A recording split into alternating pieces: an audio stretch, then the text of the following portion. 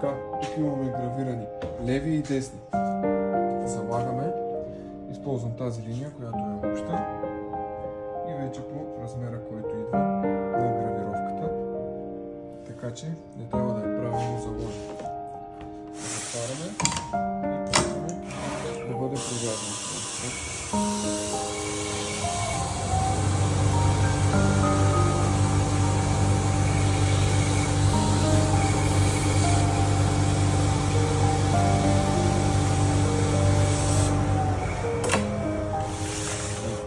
Това парченце вече го махам. Агията се провязва.